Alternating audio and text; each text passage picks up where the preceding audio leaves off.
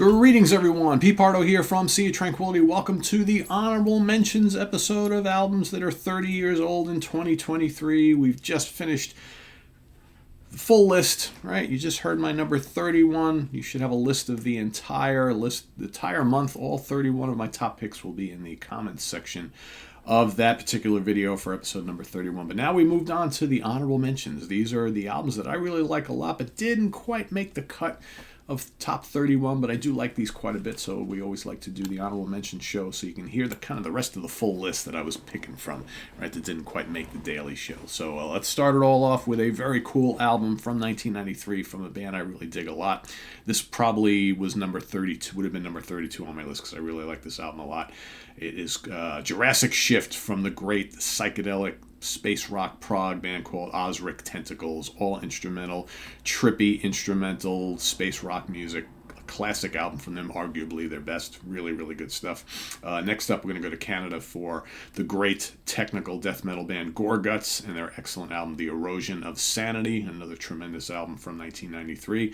How about Sir Paul McCartney, Off the Ground? Very solid record from Mr. McCartney. Love Paul. Next up, Living Colour, Stain. Very solid record from Living Colour. Sadly, not a lot of albums from that band, right?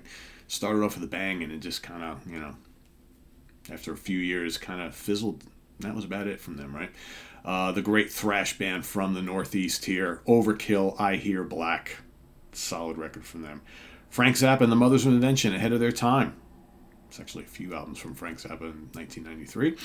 Here's one they know that will please Mr. Jamie Laszlo. I like this album quite a bit from them. Monster Magnets, Super Judge. I've seen many people call that their favorite Monster Magnet album. Good stuff.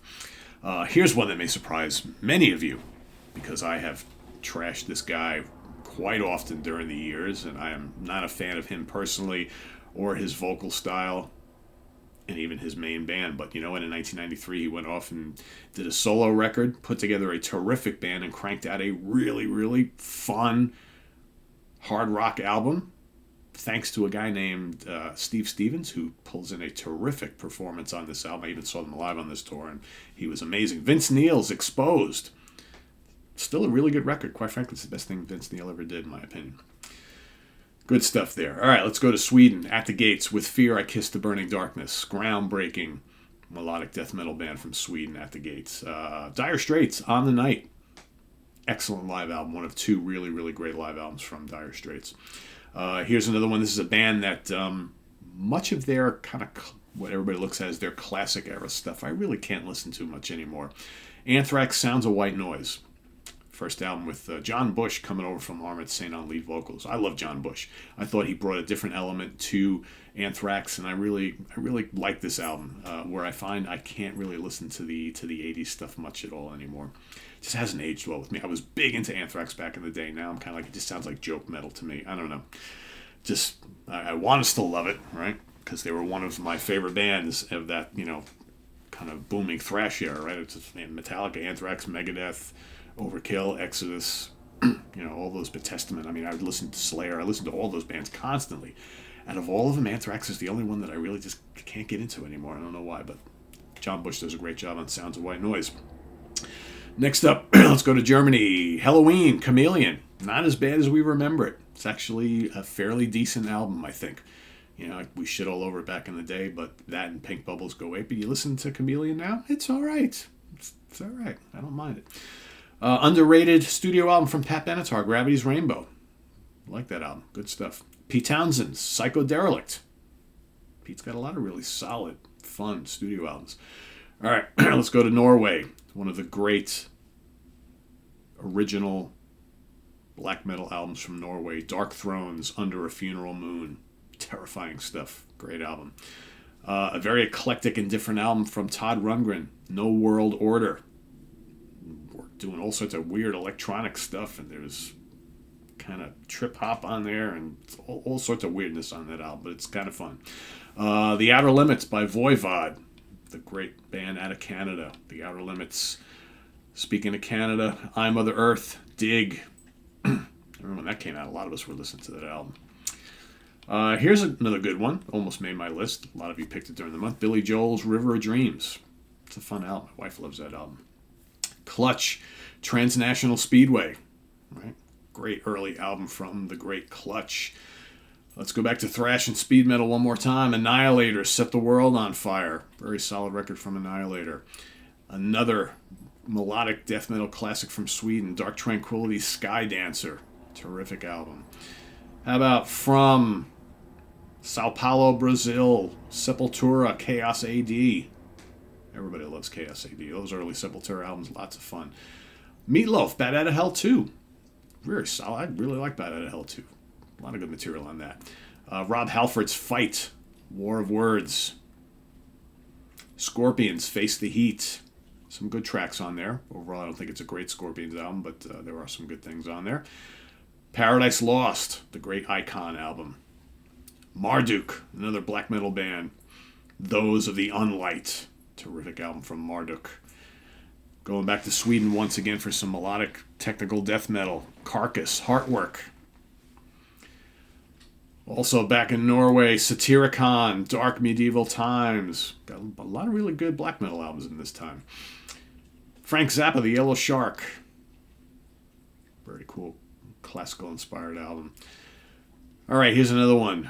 George Lemay, this one's for you. Angra, Angels Cry.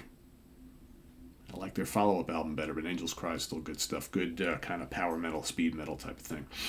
Another great Swedish death metal album, Edge of Sanity, The Spectral Sorrows. Dan Swano's great band. Heart, Desire Walks On. Very underrated album from Heart. I like that quite a bit. Going back to Sweden, Katatonia's Dance of December Souls. Good kind of doomy, gothic, death metal hybrid, right? Catatonia for me never really fit in any bucket really anywhere. It's like it's kind of doom, kind of gothic, kind of gloom, kind of death metal, because early on they had death metal growls. It just kind of floats amongst all those different types of stuff. Let's see. Behemoth and The Forest Dream Eternally. Great early black metal album from Poland from the great Behemoth. Behemoth's another band. They've kind of are they black metal? Are they death metal? Are they technical death metal? They kind of do it all, right? Another great technical death metal album, Pestilence, Spheres. Lots of cool, kind of like Atheist and Death and Cynic. Pestilence included lots of kind of like prog and jazz fusion guitar solos and arrangements in their, death metal framework. The late great Alan Holdsworth, Hard Hat Area. Not one of his best albums, but still pretty solid. It's Alan Holdsworth after all. Tyler agrees. Roy Kahn's great band Conception, Parallel Minds. Awesome power metal. How about Damn the Machine? Self-titled, Damn the Machine. Excellent stuff there. Tad Morose, Leaving the Past Behind. Tad Morose, kind of power metal, kind of classic metal. Awesome stuff there. More technical death metal, Believer, Dimensions. Good stuff there. How about self-titled from Crowbar? Excellent sludge and doom metal and stoner from Crowbar. Mr. Big, Bump Ahead. Paul Gilbert, Billy Sheehan and company. More black metal from Norway. Immortals, Pure Holocaust. Pure mayhem on that. Absolutely savage stuff from Immortal. Also from Sweden, Hypocrisy. Osculum Obscenum. Another great Swedish death metal album. How about from Canada, the great Saga, The Security of Illusion. Actually some really good songs on there. It's a very solid record from them. From the state of California, some great prog from Rocket Scientist. Eric Norlander and crew, Earthbound. Great melodic prog rock, very song-oriented, very melodic. I think if you like less bombastic, more song-based prog, I think you'll really like Rocket Scientist. Very, very good stuff. Very great melodies on those albums. Another great fusion album from Japan, Resonance Vox, self-titled, featuring Kazumi Watanabe, the great Japanese guitar player. Another album that was featured and discussed on the recent episode of For Fusion Friday. Go check that out if you want to hear more about that. One of my favorite guitar players of the last 30 years, Warren Haynes, his solo album Tales of Ordinary Madness. Really, really strong stuff there. Another album that was originally on my list, and I took it off because I'm very confused with the release dates, and I thought it came out in '94, and then I couldn't figure it out, so I just left it off. But it actually is a 1993 release. Magellan, Impending Ascension, great prog band from, I believe, also from the West Coast out there somewhere. Impending Ascension from Magellan. And last but not least, from Canada, I almost had this on my top 31, but the album is really fairly new to me, so I figure let me just save it for the honorable mentions. Splendor Solace, debut album from the Tea Party. Great rock band from Canada, the Tea Party. Like that one quite a bit. Maybe not as polished as some of their later stuff, but still very great Zeppelin-y hard rock. Love it. Tea Party. Splendor Solace. So there we go. That's my honorable mentions for the month of March. As we look back on our favorite albums from 1993. I didn't mention every single album that I kind of dig from 1993. There's plenty of others that didn't quite make the honorable mentions list, but that doesn't mean I don't like them. But I can't sit and name every single album I know of and have listened to in 1993. But these are some of the ones I really dig quite a bit. So there you have it. Let us know your honorable mentions that didn't make the cut this month. And otherwise, we'll see you tomorrow morning for our countdown of our favorite guitar riff masters of all time. That's starting tomorrow morning with day one.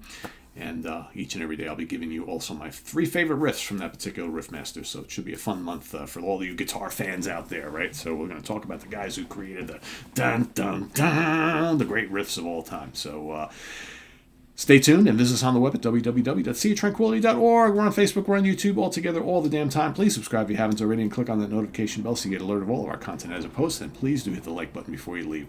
Also, we've got the links below to our Ko-Fi page for channel donations as well as our merch page for all sorts of cool Sea Tranquility stuff. So thanks, and hit that like button before you leave. I'm Pete Pardo. We'll see you just in a little bit with Friday Morning at the Funhouse with Martin Popoff. Till then, I'm Pete Pardo. See you soon. Bye-bye. And thanks for watching all month. That too. See you.